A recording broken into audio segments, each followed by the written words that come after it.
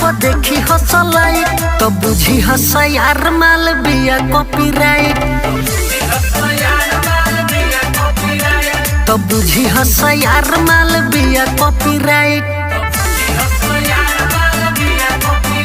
अरे रोजो रोजो लेवे खाती करे जवन फाइट तो बुझी हस यार माल बिया कॉपीराइट।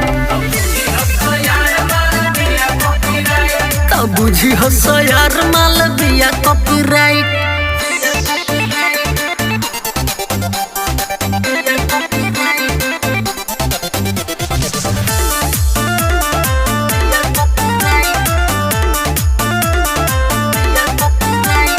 चले झमका के गमका के मारी से लव के चक्कर में कराई एक्सीडेंट।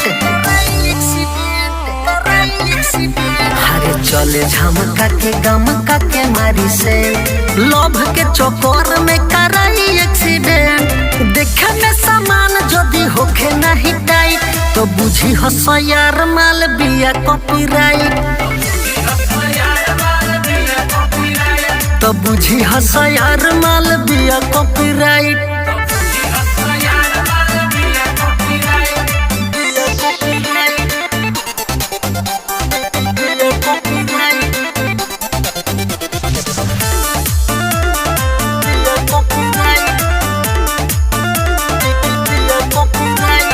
मारी मारी आँख तक झाक करस बाद में हालात दर्दनाक करस।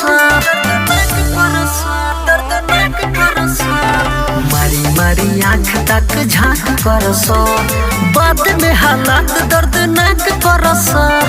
अखिलेश आकाश से बोलो स गुड नाइट तो बुझी हस यार माल बिया कॉपीराइट। तो बुझी हस यार माल बिया कॉपीराइट।